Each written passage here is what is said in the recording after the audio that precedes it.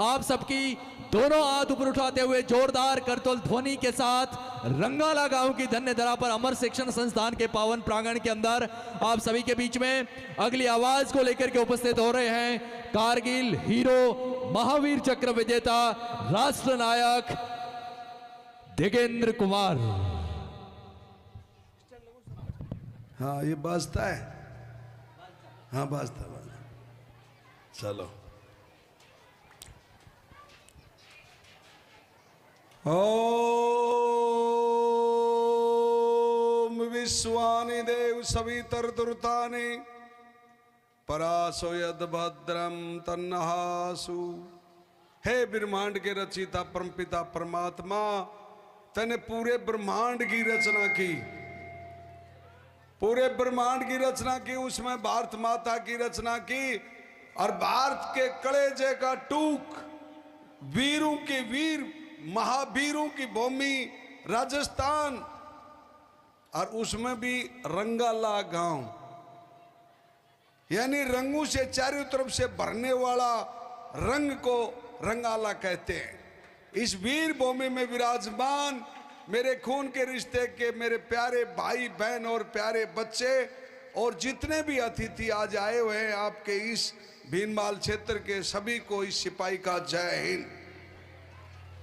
मौत तो दिल्ली मरते यारो, मौत तो दिल्ली मरते यारो, मौत ऐसी मरो जिसको जमाना याद करे यारो, जिसको जमाना याद करे यार। मैं आप इस अमर विद्यालय के, अमर उच्च माध्यमिक विद्यालय के प्रांगण में सभी जीवों को मैं अपना वो भाग्य समझता हूं कि आपके दर्शनों के लिए ये 6 फुट की दीवार जिंदा है। ये मेरा भाग्य है कि मैं आपको देखने के लिए जिंदा हूं। आपने प्रत्यक्ष अप्रत्यक्ष रूप से मेरे लिए दुआ जरूर मांगी होगी, क्योंकि मेरे 5-5 गोली लगने के बाद में मैं आज जिंदा खड़ा हूं, तो आपकी बदौलत हूं, आपकी बदौलत, क्योंकि आपने उस ईश्वर से, उस परमपिता परमात्मा से दुआ मांगी होगी।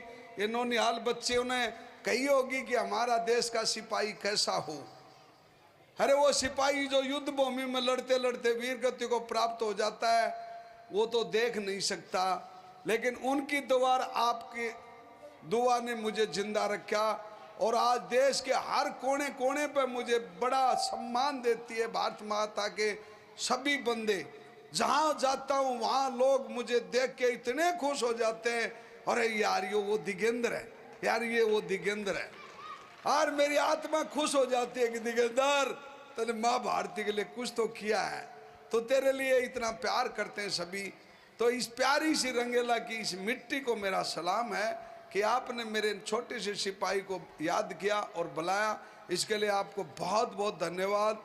डॉक्टर साहब और उनके बच्चों को और इस प्रांगण के सभी बच्चों को, अध्यापक टीचर को, और आपके यशस्वी मतलब एमएलए साहब भी आए हैं, आज बड़ी खुशी हुई।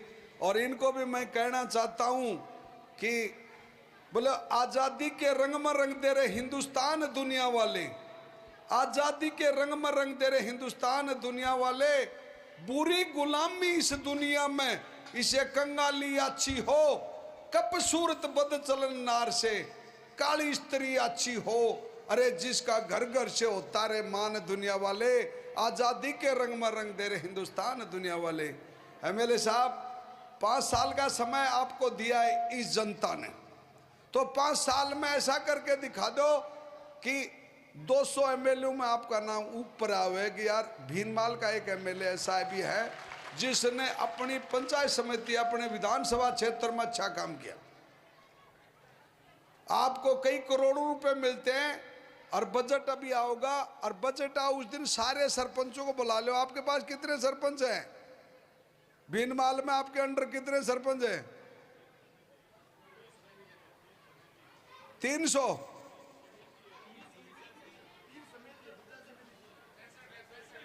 मैं सरपंच पूछा आपके अंडर कितने सरपंच आते हैं? 65। मतलब 65 सरपंचों को जिस दिन बजट आओ उसी दिन बुला करके ने, और उनको बोलो कि भाई यो बजट ले जाओ और लगाओ, और मैं करूंगा चेक। एक काम करो तो मेरी यात्रा सफल होगी। आप वादा कर रहे हो ना? बाकी तो हमारे देश के अंदर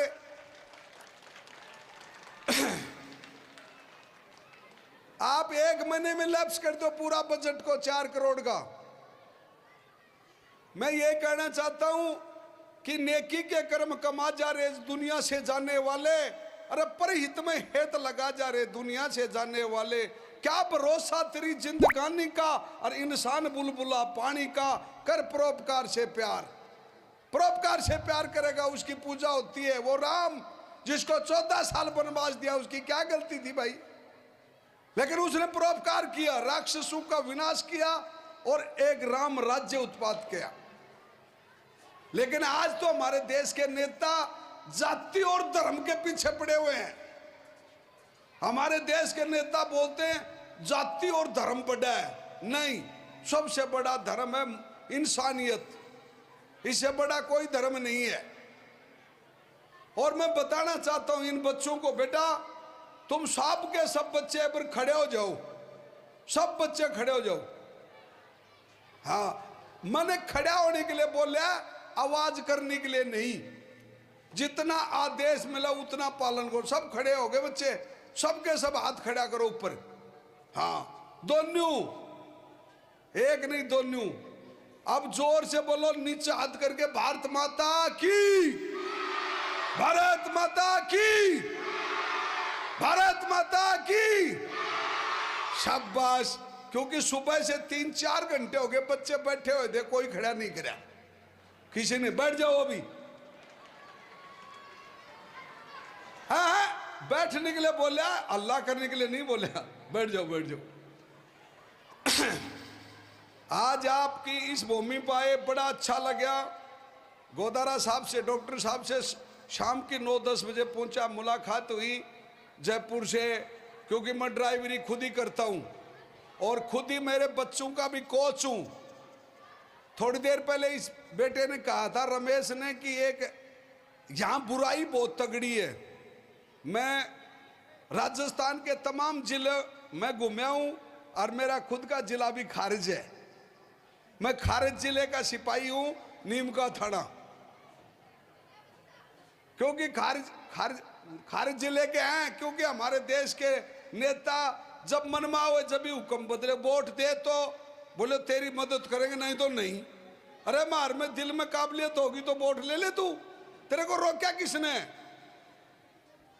लेकिन देश की इतनी घटिया राजनीति का, अगर मैं राजनीति पर नहीं बोलता क्योंकि मैं किसी पार्टी का बंदा नहीं हूं, ना कांग्रेस का, ना बीजेपी का, ना किसी का नहीं हूं।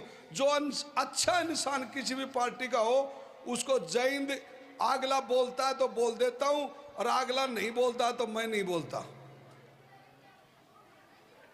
अगर किसी में ईगो और घमंड आ जाता है वो तो बहुत छोटा होता है। तो मेरे प्यारे दोस्तों, आज आपको देखने का अच्छा मौका मिला। अभी कुछ बातें बताना चाहता हूं कि जो नशे के ऊपर भाई साहब ने बढ़िया बातें बताई थी। नशा, बोले नशा करे बुरी दशा, इससे बच के रिया करो। सुल्फा गांजा भांग धतूरा, अरे दारू मत ना पिया करो। मैं तो फौजी हूं, मैं तो पीता हूं यार, झूठ कौन बोली जाए। मैं तो पीता हूं, लेकिन 1 बोतल 1 महीने पीता हूं, 1 बोतल 1 महीने पीता हूं। लेकिन हमारे जो बच्चे हैं ना, वो मत पीना, क्योंकि दारू दुश्मन हो मानस की, ना पीनी पानी चाहिए।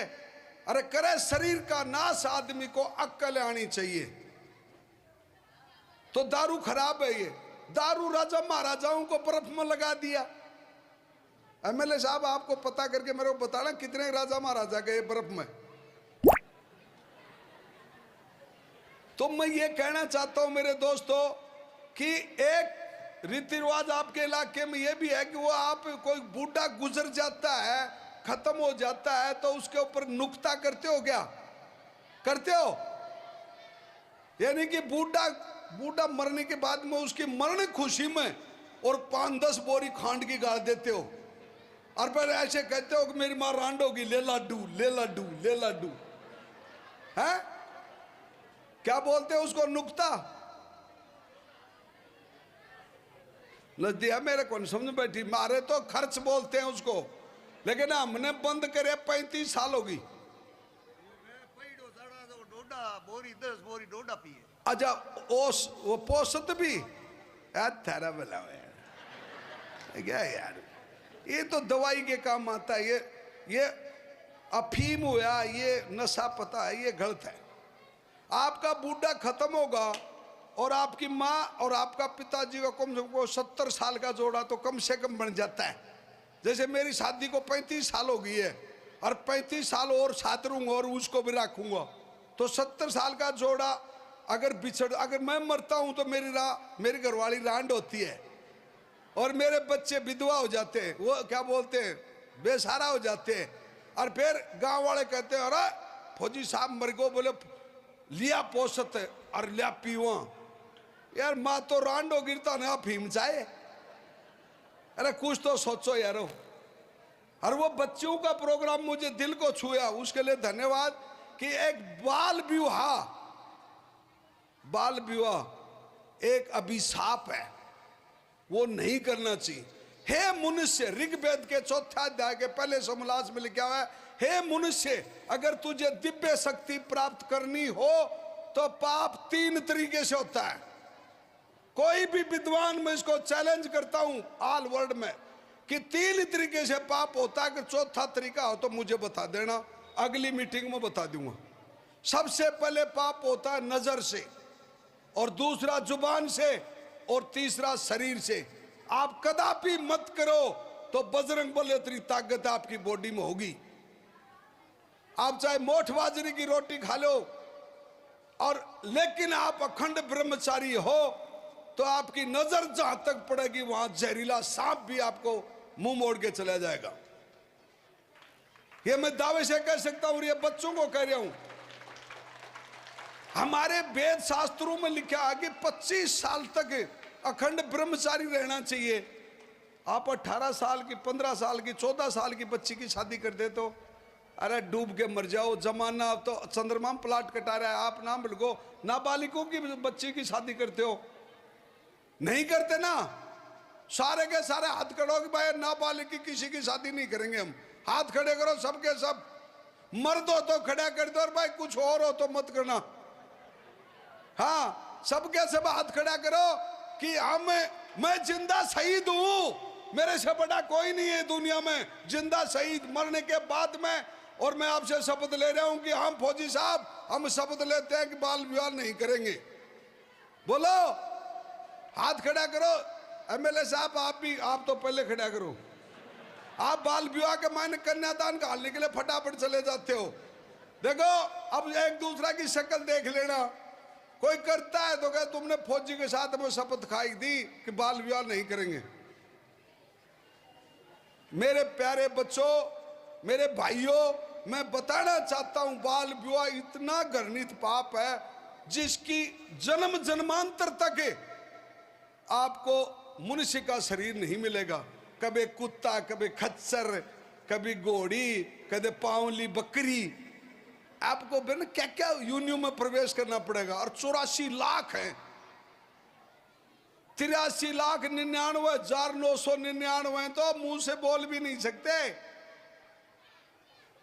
एक ही जीव है जिसके अंदर एक दरवाजे से 9 दरवाजा बढ़ाता है, वो है मनुष्य का जीव, जो बोल भी सकता है, सोच भी सकता है, कर भी सकता है, और 83,99,999 का पेट पालन भी कर सकता है। अच्छी शिक्षा मिलेगी बच्चे को तो एक ही दिन में उसको वो बढ़ा देगा। एक दिन में कोई विद्वान बना है? जब 270 दिन में बच्चा बनता है, 270 दिन में, और वो फैक्ट्री जो बनाती है वो 270 दिन कितने प्रकार के अंदर डॉक्टर भेजती है, कोई आंखों का, कोई कानों का, कोई दांतों का, कोई पेट का, कोई सर्जरी का, कितने डॉक्टर ला करके ने और ऐसी बॉडी बनती है। और वो बूंद बाहर आती है तो सब ताली बजाते हैं कि मेरे बेटी हुई है, मेरे बेटा हुआ है, मैं दादा बन गया, कोई कहे मैं परदादा बन गया। तो वो खुशी को खुशी की तरह रखो मेरे भाई, मेरे भोले किसान। सर छोटू राम ने लाहौर में एक बात कही थी, अरे मेरे भोले किसान मेरी दो ही बात मान ले, एक तो तू बोलना जान ले और दूसरा दुश्मन को पहचान ले। दूसरा दुश्मन पहचान ले, जमाना तेरा बैरी है। हे अंधाता जाग जाग, दुनिया ने अखियां खोली। अरे अंधाता जाग, तू दुनिया का पेट भरता है, तू खुद आंखों के पट्टी बांध के सो रहा है। हे अंधाता जाग जाग, दुनिया ने अखियां खोली। खाद्य पदार्थ वस्तु भाई जो तू पैदा करता है, अरे तरह तरह के गन्ने बो करके रे मिठाई पैदा करता है, सन पटसन बो करके मेरे भाई तू रजाई पैदा करता है, और पशु पाल करके रे दूध दही की मलाई पैदा करता है, और युद्ध भूमि में रे युद्ध करने खातिर तू दिगेंद्र जैसा छोरा पैदा करता है। पानी नहीं मांगता जिसके लग जा तेरी गोली। हे अंधाता जाग जाग, दुनिया ने क्या खोली। पूरी दुनिया क्या खोल चुकी है और आप सुते हुए।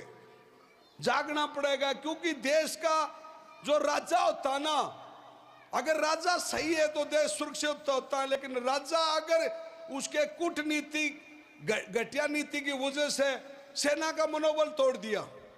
हमारी भारतीय सेना, पहले बात तो देश आजाद हुआ जब 28 लाख थी, उसको तोड़ दिया। कितनी करी? 14 लाख।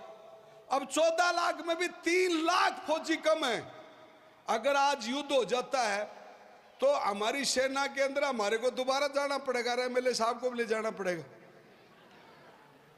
क्योंकि अब की बार आरक्षण के आधार पर लड़ाई लड़ाएंगे बॉर्डर पे। भाई किसको कितना आरक्षण है उसको उतना ही बॉर्डर दिया जाए। कारगिल में 559 शहीद हुए थे जो सिर्फ किसान के बेटे थे, और आरक्षण कोई और ले रहा। शहीद हो गए वो। इस देश की रचना बनाने वाले ने कैसे बनाई पता ही नहीं समझ बैठी।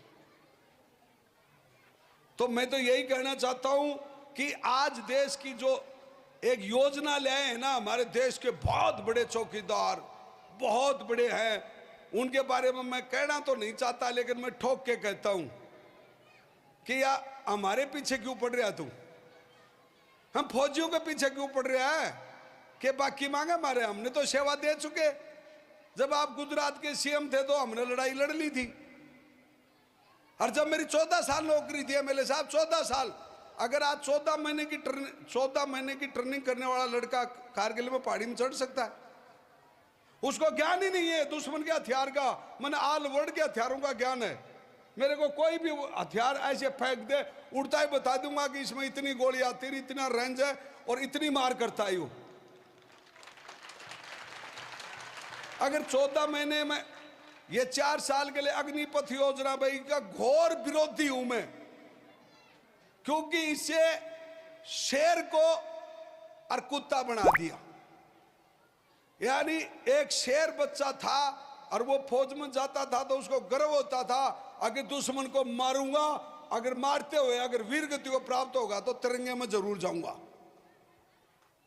लेकिन आज अगर वो अग्निवीर लड़ाई होती है तो अग्निवीर कहेगा तिरंगा तो ये भाई पुराने फौजियों को दे दो, हम तो चलते हैं।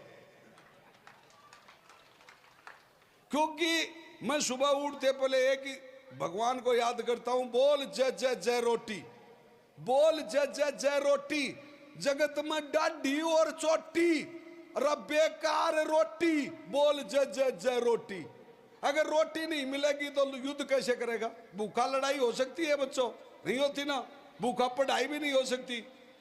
तो पहले रोटी खातिर फौज में गए थे। देश की सेवा बाद में होती है मेरे साहब, सेवा बाद में होती है, पहले पेट सेवा फिर दूसरा काम। अगर भूखा जवान लड़ाएगा, एक जवान को तो 21,000 रुपए और एक को 50,000 रुपए, दोनों 7,000 है, बोलो कैसे लड़ेंगे? वो 42,000 बोले तू 42 ले, तू लड़े, मैं तो 21 आड़ा हूं, मैं को लड़ू। क्या कर लेंगे उधर? फौज को तोड़ने का सबसे भूंडा और बेद नमूना पेश किया अग्निवीर योजना। और मैं भाई को बोल रहा था अपने, अभी थोड़ी देर पहले, ये तीसरी बार मेरे से मिले हैं, मैं इनको भी आई लव यू बोलता हूं। हाँ, बाड़मेर की और जालोर की धरती, और इस जालोर की धरती में मैं दूसरी बार आया हूं। एक बार सिरोही आया था एक बार जालोर में बहुत साल पहले आया था, उस टाइम वो छोटा ही प्रोग्राम था, इतना बड़ा नहीं था। मीडिया भी उस टाइम पे कम ही थे, मोबाइल वो ऐसे ही थे, वो बटनों वाले जब आया था। तो मैं ये कहना चाहता हूं कि मैं आपको कारगिल युद्ध की पहली जीत का पहला तिरंगा झंडा इस हाथ से कैसे गाड़ा था वो बताऊं ना, है? उसके लिए आपको तैयार होना पड़ेगा जय बोल के लिए, क्योंकि इस माँ को याद करना पड़ेगा, क्योंकि हमारी धरती को भारत माता कहते हैं एमएलए साहब।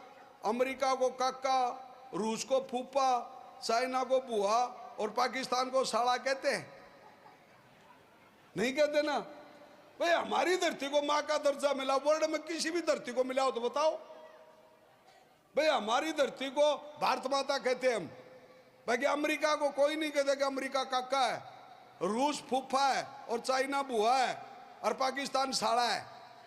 कहते हैं पाकिस्तान तो साला नहीं, पाकिस्तान को तो साला जरूर कहते होंगे, बाकी किसी को नहीं। वो हम कहते, वो नहीं कहते कि हम साला है हिंदुस्तान के ना।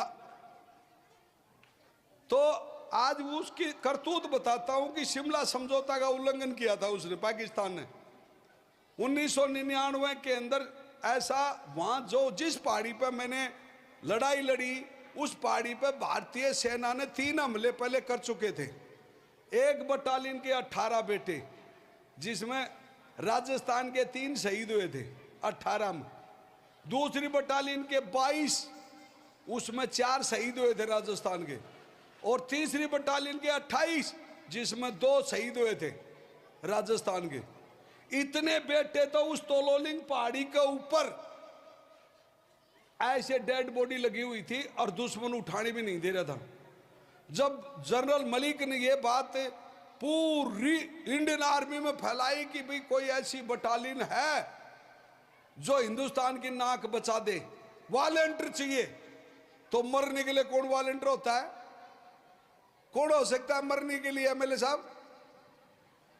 ये 4-5 एक कास्ट ही है जिसको अजगर कहते हैं, अजगर जाति। अजगर जाति समझते हो? अजगर का मतलब क्या होता है? अजगर, अहीर, जाट, गुजर और राजपूत है। ये अजगर जाति है ना, ये खेती में भी अपना हल रोपती है और दुश्मन की गर्दन में भी अपना तिरंगा गाड़ती है। तो ये वहां पर थे। तो आपको बताना ये चाहता हूं कि जब 3 बटालियन फैल हो चुकी और कोई 1 फुट भी जगह नहीं दी दुश्मन ने, तो हमारी बटालियन का नाम था 2 राजपूताना राइफल्स, जिसमें आधे जाट और आधे राजपूत होते हैं। जैसे जाट रेजिमेंट होती है उसमें तो पेवरी जाट होते हैं, वो तो दिल में भी जाट लिखते हैं, कंधे पे भी जाट लिखते हैं, और मुंह में भी जाट ही बोलते हैं। और उनका तो जाट का तो बोलने का तरीका भी अजब ही है, क्योंकि J80 जाट वो पाकिस्तानी वाले सेट पे बोलता है, कौन बोल रहा है? बोलो जाट। बोले ये क्या होता है? बोलो जवाई आया है ठहरेगा, हैं? पाकिस्तानी बोले अच्छा, बोले क्या बात है? बोले हाँ। बोले हमने पठानी का दूध पिया है। बोले हमने भी जाटनी का पिया। आजा। और दे गड़ागड़ उनका मुंह। 1948 में मेरे पापा के 5 गोली लगी थी। मेरा नाना आजाद हिंद में शहीद हो चुका था, और 1971 में मेरा भाई के बड़े भाई ताऊ का बेटा गोली लगी। और कारगिल में हम एक माँ के 3 बेटे एक साथ थे। माँ जाए भाई थे तीनों, और तीनों एक ही बटालियन। वो 17 जाट में थे और मैं 2nd राजरीब में। तो अगर समय नहीं हो तो मैं बात को छोटी कर दूं। समय है क्या? हाँ जी, पक्का?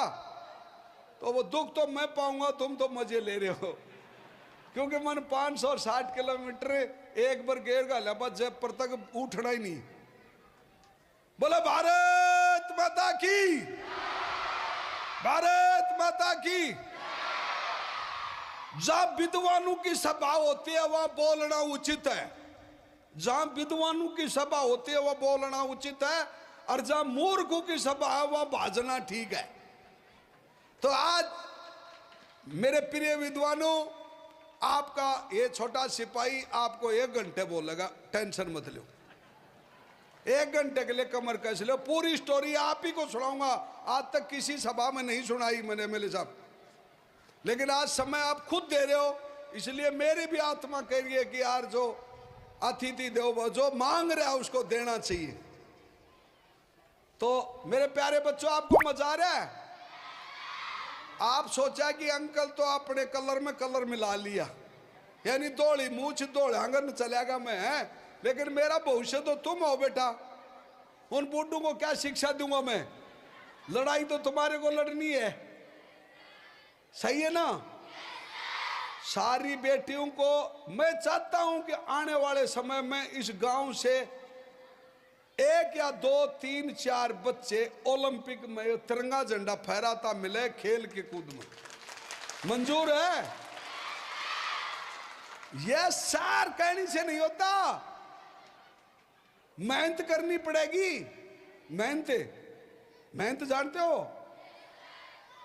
ये जो मेरा मुक्का था ना, ऐसे ये आंगली, मैं कराटे ब्लैक बेल्ट 3 डन हूं, 3 डन ब्लैक बेल्ट हूं इंडिया का।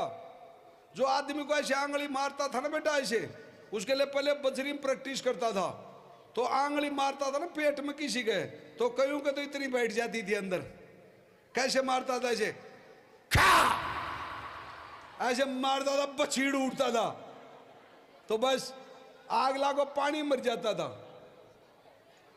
आजा, मेरे को एक पत्रकार ने पूछा, बोले फौज साहब आपको डर लगता है? मैं सबसे बड़ा डरपोक हूं। बोले हैं? बोले आप इतने बहादुर हो के डर लगता है? मेरे को लगता है। जो माटी और पत्थर के बड़े घोड़े होते हैं ना, वो नहीं डरते, बाकी हड्डी और मांस और 5 तत्व और 5 ज्ञान इंद्री, 5 कर्म इंद्री, मन और आत्मा से जो शरीर बनाया है उसको डर लगेगा। क्यों? उसको इतना ज्ञान नहीं, वो अज्ञानी है कि मैं जो मार रहा हूं वो सही मर रहा है या गलत मर रहा है। सही मर रहा है तो ठीक है, और गलत मर गया तो पाप का भागीदार भी हो सकता है, इसलिए डर लगता है। और डरते हुए कार्य को अंजाम देता वो बहादुर होता है, और समय की जिसने कदर करी है वो बलवान होता है। समय सबसे बड़ा बलवान है। रावण बहुत बुद्धिमान और पराक्रमी राजा था रावण, सुना ना? लेकिन समय आया तो उसके पास में देव देवता झाड़ू पोछा करते थे। समय पर रावण के घर में इंद्र भी ऐसे छिड़कता था, झाड़ू पोछा करता था इंद्र भी, किसके? रावण के घर में। और जब समय आया तो जो बांदर नहीं, बांदरान छेत्या उसको, पड़ापड़ बांदरान पीटा, बांदरों ने पीटा ना उसको, रावण को। तो समय सबसे बड़ा बलवान है। समय से डरना चाहिए मेरे बच्चों। समय का इंतजार मत करो, समय आपको फल देगा। अधिक धन चाहिए तो धर्म करो, और मुक्ति चाहिए तो भज राम, और वह जेल चाहिए तो दे टाइट में तुरंत बने वो काम। अभी पुलिस पकड़ ले जाएगी बीनमाल की। क्यों जी? खाओ खूब, छको मत, बोलो खूब, बको मत, और चालो खूब, थको मत, और देखो खूब, तको मत। ये 4 चीजों के ऊपर आपको चलना होगा। और 3 तरीके से बताया था कि दिव्य शक्ति प्राप्त करनी हो तो पाप 3 तरीके से होता है, वो बात छूट गई थी। सबसे पहले पाप होता है नजर से, कदापि मत करो। दूसरा, जुबान से कड़वा शब्द मत बोलो। तीसरा, शरीर से कोई बदमाशी मत करो, तो आपके पास दिव्य शक्ति होगी और आप एक दिन महाबली की उपाधि पाओगे। अब मैं आपको कारगिल ले चलता हूं, वो गर्म पानी की बोतल भी चाहिए मैंने बीच बीच में। अच्छा मेरे पास ही है क्या? ना रमेश यार, तू एक लोग यार कहाँ है? गरम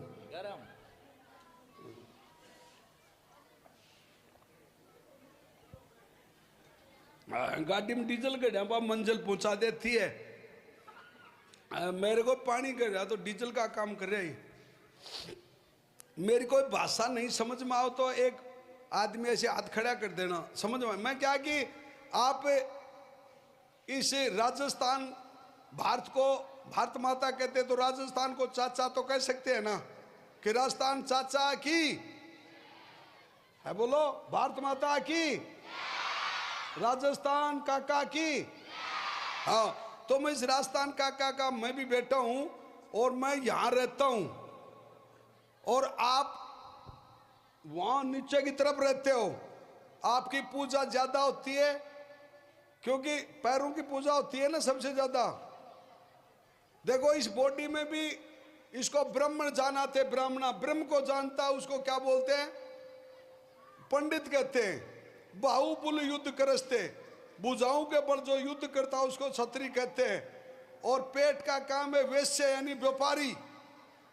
जैसे गोदारा जी ने महाराष्ट्र से, डॉक्टर साहब ने महाराष्ट्र से वो ले आया सर पौध, और मैं तो कल यहाँ, ये कौन सी मंडी लगती है सिवाना, क्या बोलते हैं, जीवाना, वो उस मंडी के सामने से गया तो वहाँ लाइट वो डब्बे देख के मेरा दिल कराया, मुझको यार कौन सी नगरी में आ गया तू, इतना सुंदर मंडी और इतने अच्छे फ्रूट वहाँ, मुझको ये कहाँ से आ गया, मैं तो पहली बार आया था देखो। और मैं आया तो इनसे पूछा कि मुझको गोदारा साहब ये आपके, बोले मैं सबसे पहले इस इलाके में सबसे पहले अनार की खेती मैंने शुरू करी थी। अरे मुझको यार गोदारा साहब तेरे को तो आई लव यू करने के लिए दिल करे हैं? आज देखो वो मंडी कैसे है ना, ये किसान को उचित लाभ नहीं देते, हमारी चीज की कोई दूसरा बोली लगाता है। और आप बाजार में जाना, ये पेन खरीदोगे ना ऐसे पेन, तो उस पर एमआरपी होती है मेरे साहब, लेकिन हमारी एमएसपी नहीं होती। कांग्रेस भी आई, बीजेपी भी आई, वरना क्या आई देश में, लेकिन किसान की कोई शुद्ध नहीं लेता। जो रात दिन मेहनत करता है उसको एमएसपी नहीं देते। नहीं तो मेरे हिसाब से तो यहां से अनार जाता है तो किसान खुद कहेगा वह 200 रुपए किलो में बेचूंगा, लेना है कि नहीं बोल। जिस दिन ये चीज किसान बोलने लग जाएगा उस दिन देश हमारा स्वतंत्र हो जाएगा। अभी परतंत्र है, पराधीन, सुपना में सुपना। दूसरा क्या अधीन है यार, मंडी में जाते हैं, एक आदमी लुंगी बांध के आता है, बोले बेचना है क्या टमाटर, 10 रुपए किलो, 10 रुपए किलो, 10 रुपए किलो, देना देना देना। अब वो बेचारा ऐसे देखे 10 रुपया तो किराए लग गया, किसान बेगा कम पानी आ रहा है, क्या करे बेचारा वो। तो ये मुद्दा आपको विधानसभा में उठाना है, और नहीं तो क्या मैं विधानसभा के मायने चलने नहीं दूंगा। मेरे को एक फौजी ने कही है कि एमएसपी और एमआरपी लगा दो कोई भी चीज के। किसान का लहसुन मंडी में जाता है तो 10 रुपए किलो, कोटा की मंडी में मैं खुद देखा 10 रुपए किलो। और आज लहसुन का क्या भाव है जी? 453। पैदा करने वाले को तो 10 रुपया और बेचने वाले को 390 रुपया। वाह, ये कौन सी आजादी है भाई? नहीं, उसी पर लिख देता कि जो 10 रुपए में खरीदेगा तो 12 से ऊपर नहीं बेच सकता। यह कानून बननी चाहिए। एमएसपी तू 10 रुपया ले तो 10 में ही देगा, लेकिन बेटा का 12 से ऊपर तू भी नहीं बेच सकता। यह कानून बननी चाहिए, लेकिन यह कानून है ही नहीं। कोई कितने में लो और कितने में बेचो, तानाशाही और गुंडागिर्दी। हुकूमत नहीं बदलती, हुकूमत नहीं बदलती 2 आंगल की पर्ची से। अरे शासन सदा बदलता आया बल्लमैया पर्ची से। अरे डिक्टेटर वीर बपर्ची से। जब किसान जागेगा, जब रोजगार पर लागेगा, जब देश का नक्शा बदलेगा। जब तक उसको असली उचित मूल्य नहीं मिलेगा, इस देश का नक्शा नहीं बदलेगा। तो मेरे प्यारे दोस्तों, ये बातें तो बहुत विद्वान आदमी है यहाँ पर। मैं तो खुद ही KKNP आदमी हूँ। KKNP समझते हो? मैं पहला आदमी हूँ भारत का जिस स्कूल में पढ़ा उस पर मेरा नाम लिखा हुआ है। हैं? क्या क्या बोला मैंने? जिस स्कूल में पढ़ता था मैं, उसके ऊपर मेरा नाम लिखा हुआ है, दिगेंद्र कुमार उच्च माध्यमिक विद्यालय झालरा, तहसील नीमका थाना, जिला खारिज नीमका थाना सीकर। हाँ, वैसे तो एमएलए साहब ये जिले जो खारिज करे, इनका तलाक होना चाहिए था, ऐसे कैसे कर दिया? मुन्ने से कि एक बार शादी हो जाती है और उसके बाद में कहते हैं नहीं शादी कैंसिल, तो उसको तलाक कहते हैं। तो हमने तो तलाक लिया भी नहीं, अरे बजरलाल ने कैसे दे दिया? बहुत बुरी बात है। अभी आपको 12 जून 1999, ये पौधी तो पैदा नहीं हुई थी, ये इधर है ना बड़े चिकने चिकने, आजकल तो बच्चे भी पता नहीं कैसे कैसे, पहले तो मेरी तरह रूंडे खूंडे होते थे, हैं? ये अब तो बच्चे भी चिकने चिकने पैदा होने लगे। तो मेरे प्यारे दोस्तों, 1 जून को हमारी बटालियन को कुपवाड़ा से बुलाया। बोलो 2 राजनीति का सीओ साहब था कर्नल एमबी रविंद्र नाथ, उसने बोला चीफ का ऑर्डर है कि हम फर्स्ट विक्टोरिया क्रॉस विजेता यूनिट है और सबसे ज्यादा मेडलधारी बटालियन अपनी है, जितने भी युद्ध करे उसमें कभी भी हार का मुंह नहीं देखा। उस बटालियन का नाम है 2 राजरीफ। मेरी बटालियन का नाम है 2 राजरीफ। और जब लोग ये करते हैं ना आज ऐसे आंगली, ये पहली बार मन नहीं करी थी जब तोलो लिंक पे ऐसे मको 2 राजरीफ जीत गई। मेरे को नहीं पता कि इसका विक्ट्री होता है, उस दिन पता नहीं था, मको 2 राजरीफ जीत गई भाई। और वो मैंने आंगली करी तो लोगों ने इसको पता ना विक्ट्री बना लिया, क्या बना लिया। उसके बाद पूरा हिंदुस्तान में ऐसे करवा लगा, कोई भी छोरा का ब्याह हो तो भी ऐ कर दी है। तो मेरे दोस्तों 12 जून 1 जून को हमारी बटालियन को आदेश मिला कि आपको कारगिल में भयंकर युद्ध हो चुका है और कपवाड़ा से आपको 36 घंटे का टाइम दिया जाता है और कारगिल में जाना है।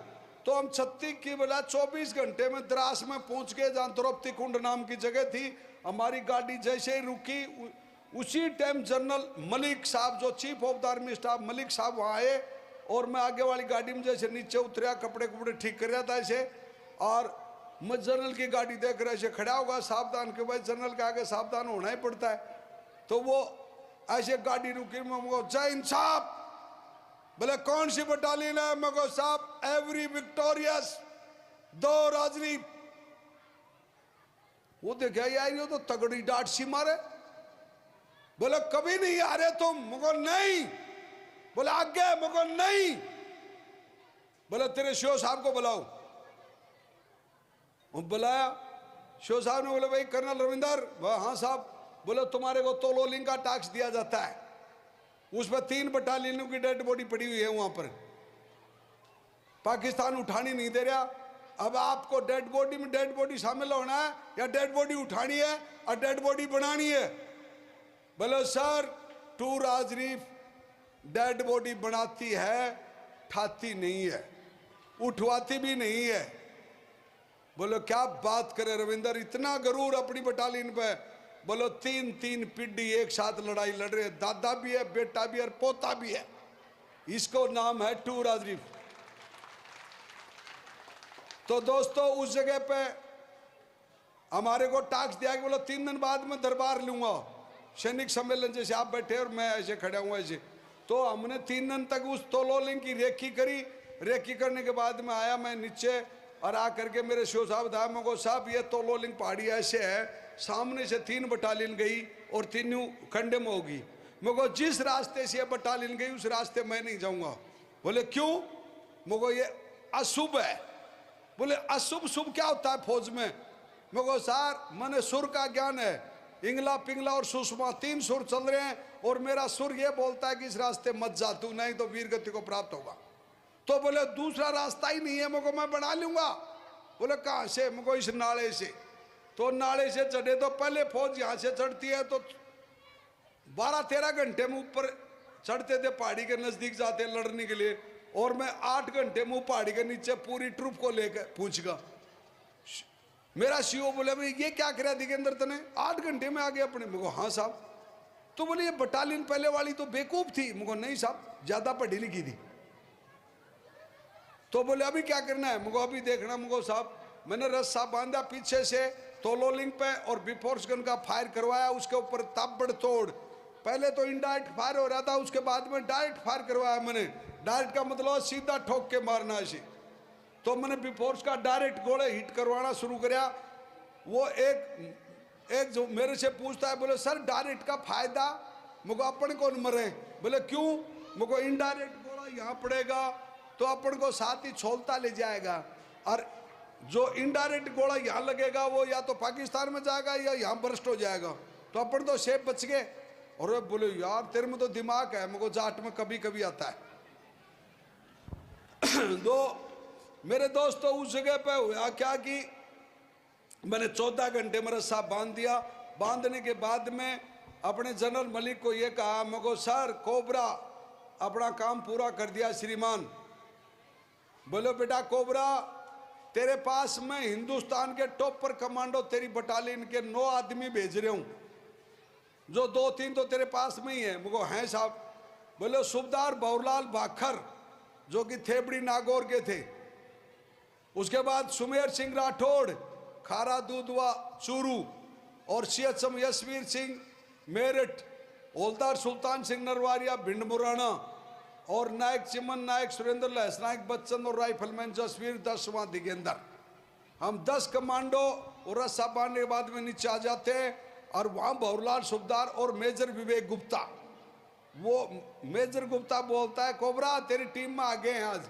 मुझको बहुत बढ़िया साहब स्वागत है। बोलो दिगेंद्र प्लान क्या है तेरी? मुझको प्लान तो मुझको साहब दुश्मनों को मारना है। हाँ बोलो कोई सब्जी है मार लेगा? तो मुझको और कैसे मारें साहब बताओ आप? बोले तू बता ना कैसे करना है। मुझको साहब मैं तो इतना ही जानता हूँ कि फर्स्ट बैंकर के अंदर, चाहे मैं खुद बारूद बांध रहा किया पूरा शरीर पे, मैं बैंकर के अंदर घुस जाऊंगा और उड़ा दूंगा, और मैं भी उठ जाऊंगा चाहे। बोले यार ये तो गलत बात है। मुझको अच्छी बात कौन सी है? बोले दुश्मन को उड़ा और तू जिंदा रहे। मुझको वो तो ऊपर वाले पे है, मुझको फर्स्ट बैंकर को उड़ा दूंगा। तो भवरलाल भाखर बोलता, दूसरे को मैं सुमेर सिंह बोलता, तीसरे को मैं, ऐसे 10 के 10 आदमी, और वो बंकरों में ऐसे गन लगी हुई थी, कोई यहाँ है कोई यहाँ है कोई यहाँ है, ऐसे पूरा पहाड़ी के ऊपर ऐसे गन लगी हुई थी।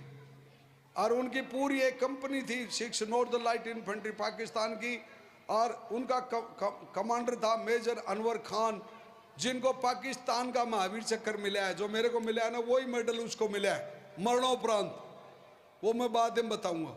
तो मेरे दोस्तों मैंने फर्स्ट बैंकर 12 जून की रात को 12 जून की रात को 18 हैंड ग्रेनेड, 350 गोली AK-47, एक पिस्टल, एक कमांडो डैगर, इतना बड़ा चक्कू होता है जो आदमी को टच करते ही, वो साइनाइड में भिगोया होता है, आदमी को टच करते ना तो मारवाड़ी बोले ना हिंदी बोले ना अंग्रेजी बोले, वो ऊपर ही चला जाता है। यहाँ टच करता है बोले बस गया काम से। तो ये हथियार लिया 12 जून की रात को, उसे शिव जी भोला को याद किया। मुझे हे मेरे मालिक शिव शक्ति, आज मेरे देश को मेरी जरूरत है, और आज इस सिपाही के हाथों कुछ अच्छा कर्म करने का आशीर्वाद दे मेरे भोले। मैं जिस काम के लिए फौज में भर्ती हुआ था वो आज मुझे मिला है, मेरे काम से मत मेरे को निराश मत करना। हे शिव जी भोले मेरे को शक्ति दे। अब शिव जी भोला तो अंदर ही था, बाहर थोड़ी है, मंदिरों में थोड़ी शिव जी भोला होते हैं। देवता किसे कहते हैं? कोई बच्चा बता सकता है? कोई बुजुर्ग आदमी बता सकता है कि देवता किसे कहते हैं? जो हमें कुछ देता है उसका नाम देवता है, जो हमसे कुछ लेता है उसका नाम लेवता है। सही है ना? सबसे बड़ा देवता मेरी माँ है जिसने दिगेंद्र पैदा किया, दूसरा मेरा बाप जिसने पालन पोषण करके मेरे को विद्वान और वीर बनाया, मैं उनका सबसे बड़ा देवता उसको मानता हूं। फिर पृथ्वी देवता, चंद्रमा देवता, सूर्य देवता, फेरा में नहीं बोलता पंडित जी, अन्न देवता, वायु देवता, फलाना देवता। मैं तो यहाँ आसमान देखा, तुम्हारा आसमान भी नीला है, जयपुर में तो कुछ नहीं दिखाई देता। मैं जयपुर रहता हूँ तो जयपुर में ऊपर देखता हूँ तो अंधकार ही अंधकार है, कुछ नहीं, यहाँ तो नीला दिखाई देता है। इसका मतलब तुम स्वर्ग में रहते हो, बहुत अच्छी बात है। मैं भी आया हूँ आज स्वर्ग में। की रात को जैसे ही हमने सबके सब बोले मुझको 10 बैंकर उड़ाएंगे, अपने 250 कमांडो सामने से अपने को कवरिंग फायर दे रहे, और जैसे ही हम नजदीक जाएंगे वो 250 कमांडो इधर से धावा बोलेंगे और हम इसको मुक्त करा लेंगे। अब हमारा सीओ साहब मेरे को बोलता है, कोबरा बेटा 8:15 बजे का टाइम है, 8:15 बजे तुम रस्सा पे चढ़ना शुरू कर देना। तो मैं 8:15 बजे वहां चढ़ना शुरू किया। उसी टाइम मेरा मेजर बोलो दिगेंद्र थोड़ा और अंधेरा होने दे, रुक रुक, अबे मैं बेवकूफ टोक दिया।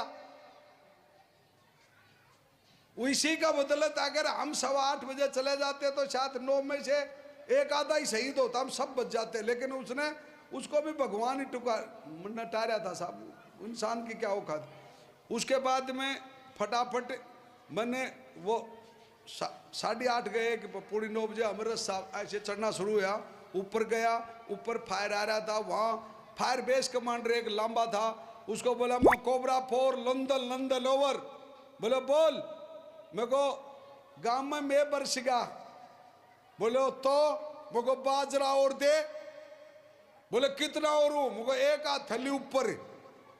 यानी कि जमीन से जो फायर पड़ रहा था ना, 12,000 गोली बरस रही थी 1 मिनट में। उन गोलियों को मैंने 1 मीटर ऊपर करवा दिया। और वो लंबा मेरे बोलता, छोरे बहुत बड़ा रिक्स ले रहा है, अपनी गोली लागेगी तेरी। वो उसने बोला था, वो भाषा नहीं बोल रहा मैं, बोले अपनी गोली तेरे पीछे ठुकेगी, दुश्मन की लागेगी छाती में। मैं कोई बात ना गुरुजी, तू तो 1 मीटर फायर को ऊपर कर दे। तो उसने इस पहाड़ी पर से 1 मीटर फायर ऊपर किया और मैं सांप की तरह रेंगता हुआ इस गोली, इसमें AK-47 और ये हाथ फिर ऐसे सांप की तरह रेंगता हुआ अपने बैंकर की तरफ जैसे ही बढ़िया मेरे साथियों को आगे बढ़ाया। और जैसे ही नजदीक मैंने काले काले पत्थरों को पकड़ता जा रहा था। जो दुश्मन का बैंकर था, जो बैंकर था, उस बैंकर के अंदर वो मैं सोचा कहीं काला पत्थर है। और उसको जैसे ही मैंने ऐसे पकड़ा, पकड़ते ही दुश्मन की बरल मेरे हाथ में आ गई और मेरे को दिगेंद्र धोखा। मैंने अपनी तरफ जैसे पकड़ के जैसे ही खींचा, उसने फायर कर दिया। तो पहले गोली यहाँ लगी और 3 गोली सीने में लगी। दिखाऊं? देखना चाहते हो बच्चों? कौन सा बच्चा नजदीक से देखना चाहता है? दौड़ के आ जाओ। एक बच्चा चाहिए जो दिलेर। कौन सा बच्चा है? वो शाबाश, आजा आजा है, आजा ले पकड़, तेरी भी लेनी पड़ेगी मीठी। मोबाइल तो मेरे ये लगा दे मेरे सारे। अरे नजदीक दे, ऐ मेरा फूफा ऊपर कर लेने। ये देखो 3 गोली ये लगी हुई है, दिखाई दे रही है? दिख रही है ना? यो प्लाट सेक्रेटरी बाड़मेर का साहब। ये देखो 3 गोली यहां लगी और 2 गोली AK-47 में लगी। और वो भी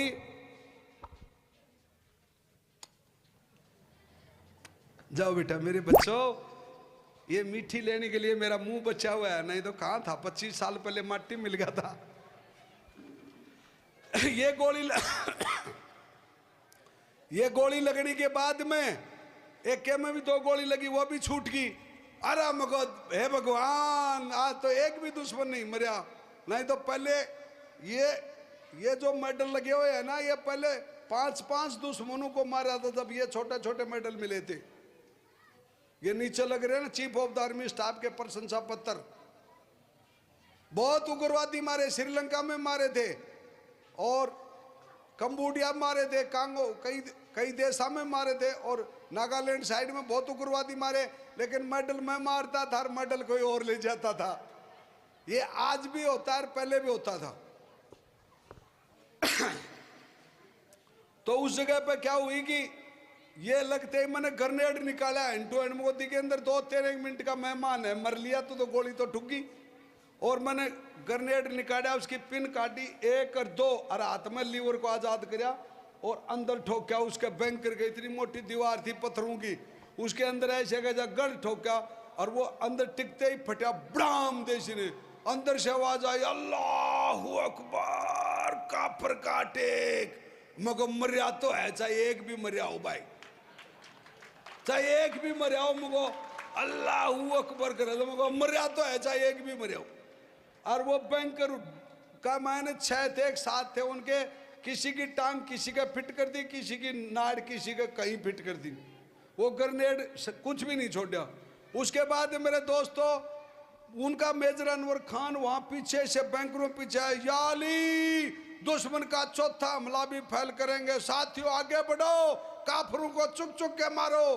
तो वो तो बोले याली, और अपना बहुलाल बोलता बोल बजरंग बली, सपरे शुरू, बोला राजा रामचंद्र की जय बोल के ने।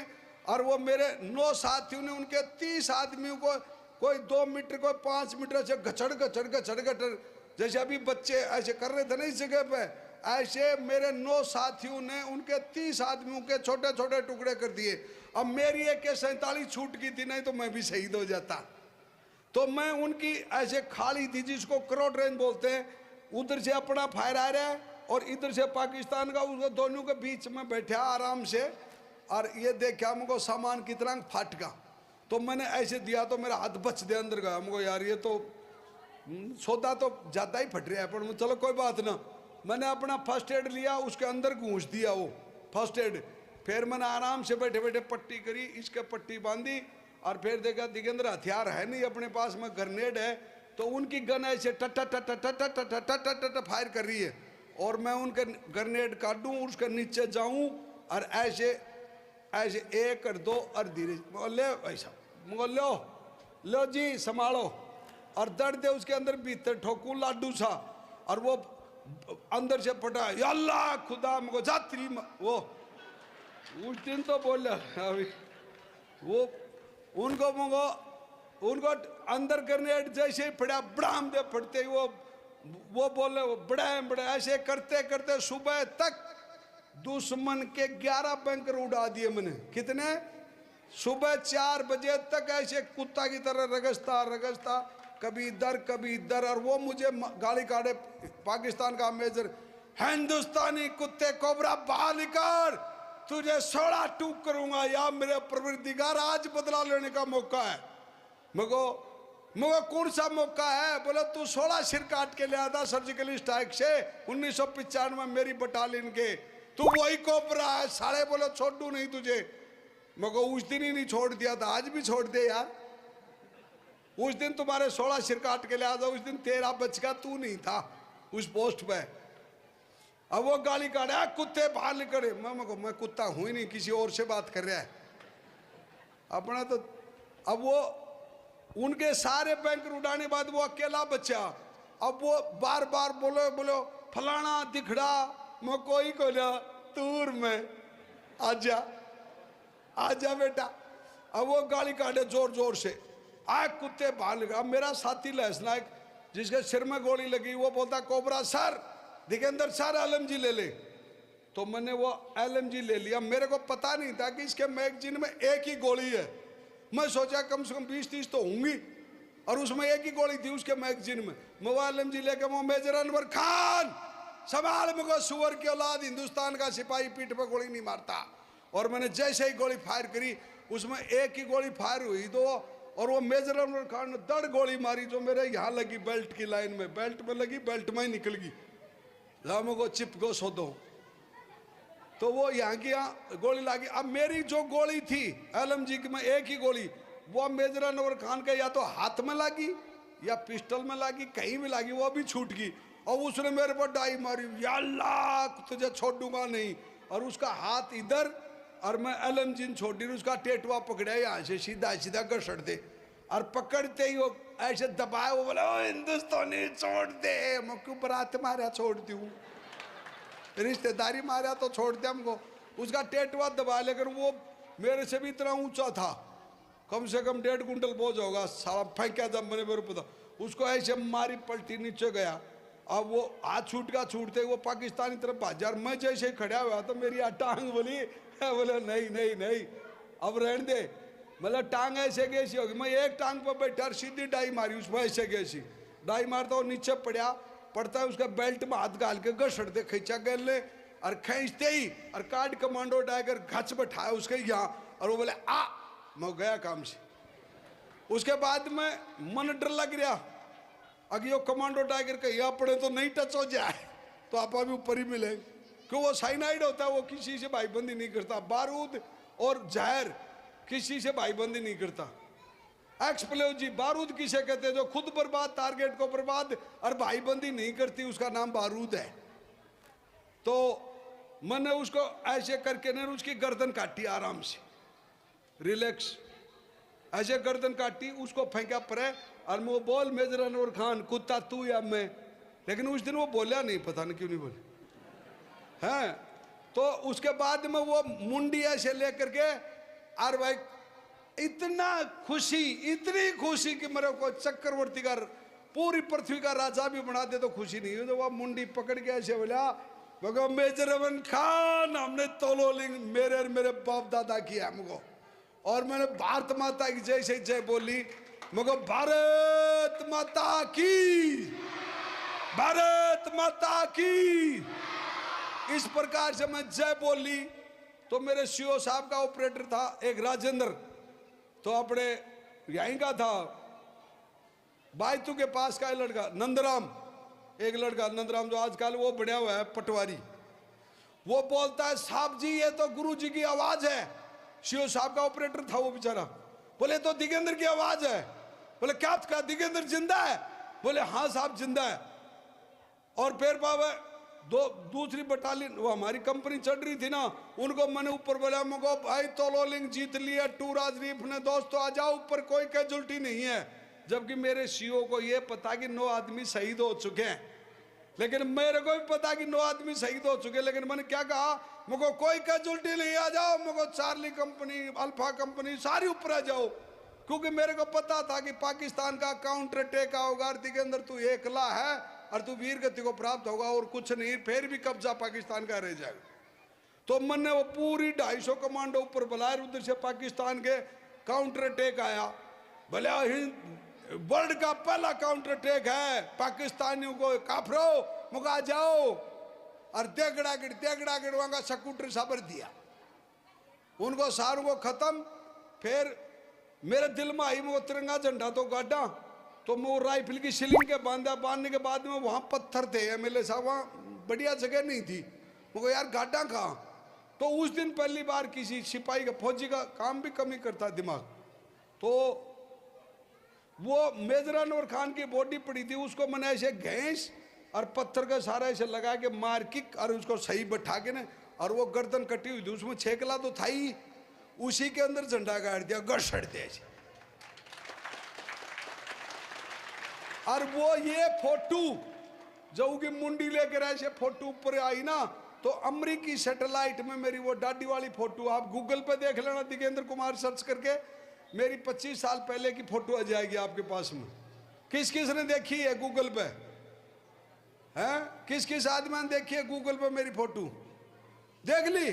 और यार तेरे को तो आई लव यू बोलता हूँ फिर, हैं? तो भाई मेरे दोस्तों गूगल पे वो फोटो देखना, और वो दाढ़ी वाली फोटो ऐसे कि अमेरिकी सैटेलाइट में आ गई, इसलिए भारत सरकार ने मुझे जिंदा महावीर चक्र दे दिया। अन्यथा जीए मेडल मरणोपरांत ही मिलता है। और उसके बाद में मेरे को वहाँ उठाया गया, मेरे सीओ साहब ने 17 जाट के सीओ बोला कि कर्नल भावा, बोले हाँ, बोलो इसके 2 भाई हैं तेरी बटालियन में, मान सिंह और भूप सिंह। बोले हैं? बोले साहब उनको जल्दी भेजो, ये बुरी तरह जख्मी हो जाए, ये काफ़ी गोली लग चुकी है, शायद बचना भी मुश्किल है। मैं बोले मुझे सीओ साहब मेरे भाई मेरे साथ नहीं जाएंगे, चाहे पूछ के देख लो, बात कर लो मेरे भाइयों से। अगर मेरा भाई ये कह देना, ये कह दें कि दिगेंद्र के साथ जाएंगे, तो मुझे साहब मैं फिर जिंदा नहीं बचूंगा। बोले क्या बात करता है? मुझे ठीक कह रहा हूँ, बात करो। बोले अरे बाबा उस लड़कों से बात करा। बोले मान सिंह? बोले हाँ साहब। तो दिगेंद्र का भाई है? बोले हाँ साहब। बोले छोटा कौन सा है? बोले भूप सिंह। बोले भूप सिंह दोनों बात करे? बोले हाँ साहब। बोले तुम्हारे भाई का बुरी तरह गोली लगी, तुम मिलना चाहते हो क्या, या इनके साथ में श्रीनगर हॉस्पिटल जाना चाहते हो? बोले नहीं साहब, ये बता दो कि भाई साहब का कितनी गोली लाग रही है। बोले वो 5। बोले 5000 तक नाश्ता भी कौन कर हम बदला लेंगे अपना भाई का। बोलो हम नहीं जाएंगे बोले उसके साथ में। तो इस प्रकार से दोस्तों फिर श्रीनगर हॉस्पिटल में आया मैं हेलीकॉप्टर से, तो वहाँ देश का प्रधानमंत्री अटल बिहारी वाजपेयी से हेलीकॉप्टर से मेरे को स्ट्रेचर पर ले आए। लाता ही मतलब उन्हें रुकवा के मेरे 3 थप्पी मार के बोलता, वाह रे मेरे कलयुग के कर्ण बली, अरे कलयुगी भीम, मेरे बेटे तने 48 मारे। मैं कहा हैं 48? तो वो डॉक्टर बोलता आपने गिनती नहीं करे। मोना फौजी ठोकता है, गिनती नहीं करते। गिनती तो वो करते हैं जिनको बेईमानी का पैसा हो, जिसने वोट लेना हो। हमने तो भारत माँ की रक्षा करनी थी, क्यों? तो मेरे दोस्तों, इस छोटे सी सिपाही की ये कहानी है। तो मैं तो यही बताना चाहता हूं कि भगत आदमी दुख पाता है, भगत आदमी दुख पाता है, करता है मौज लफंगा। लफंगा आदमी तो मौज करता है, भगत आदमी दुख पाता है, करता है मौज लफंगा। इस दुनिया के अंदर आगे बताऊं? नहीं, फिर बताऊंगा, दोबारा बुलाओगे जो मैं भी भूल गया। सारी दुनिया भर के अंदर आज इतना पाप हुआ, चोरी चोरी नहीं हुआ, बिल्कुल साफ साफ हुआ। और पाप के पश्चात कहीं नहीं पश्चाताप हुआ। अरे कचहरी में जाकर भी नहीं इंसाफ हुआ, क्योंकि मामा थानेदार डिप्टी साले का बाप हुआ। एमएलए बहने हुआ, मिनिस्टर खुद आप हुआ, होकर के लम्बरदार वो मजलूम तो चुपचाप हुआ। अरे जिसके साथ हुई दंगा, जमाना है बिल्कुल बेढंगा। भगत आदमी दुख पाता है, करता है मौज लफंगा। सही है ना? आप मेरे साथ 3 बार भारत माता ही जय बोलेंगे, और फिर मैं अपनी यही बात को विराम देता हूं। और फिर अब गाड़ी के एक बार गेर गाले पर जयपुर तक जाता हूं, ठीक है ना? इजाजत है? बोले भारत माता की, भारत माता की, भारत माता की।